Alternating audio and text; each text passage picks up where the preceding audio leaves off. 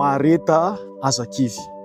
Ny faharetana zay azosika faritana mandrakariva ny amin'ny fafana mijoro, fafana miaritra, na de misy aza ny fitsapana, na de misy aza ny fanakiviana. Ny olona anankiray manana faharetana de olona iray zay afaka mandroso mandrakariva ary tsy miemotra ny amin'izany. Misy tantara anankiray ao amin'ny Samoela voalohany, toko voalohany ao de mahakasika ny Ana izany.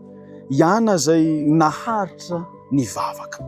Nanana olana ny Ana ny amin'ny fahamombana, tsy fiterahana, ny retany ny fampirafesana, ny retany ny fanambaniana, ny retany ny fangariany isan'andro nataon'ilay vadikely ny vadiny, ny retany ny mety ho fanarabiana maro samihafa, fa izy kosa tao anatiny izany rehetrarehetra izany dia naharitra ny vavaka tamin'Andriamanitra ary niandry teny fikasana mandrakariva.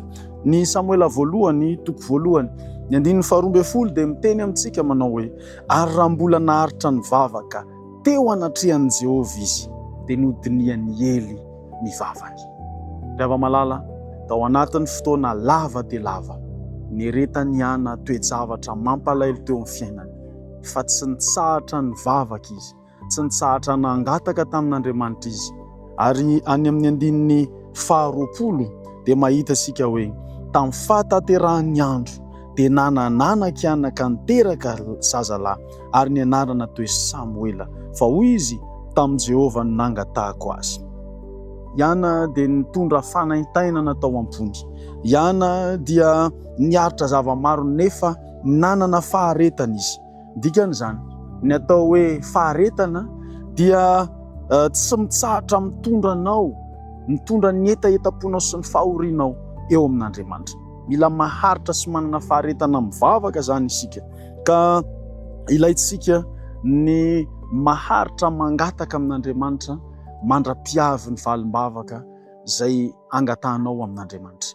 Amporisika anao manana faharetana ary manana fikirizana azakivy, natoina toe-javatra lalovanao, fa hieno anao Andriamanitra ary amaly ny vavaka asandratrao isan'andro isan'andro. Mivavaka isika. Andriamanitra, ampitomboy ny faharetanay mivavaka, ampitomboy ny faharetanay miandry ireo valim-bavaka avy aminao, ary ampio izahay mba tsy ho kivy, tsy emotra, fa handroso hatrany ny amin'ny vavaka sy ny fifandraisana aminao, ary azoto ametraka eo am-pelantananao ny fangatanay rehetra ny amin'ny anaran'i Jesosy. Amen.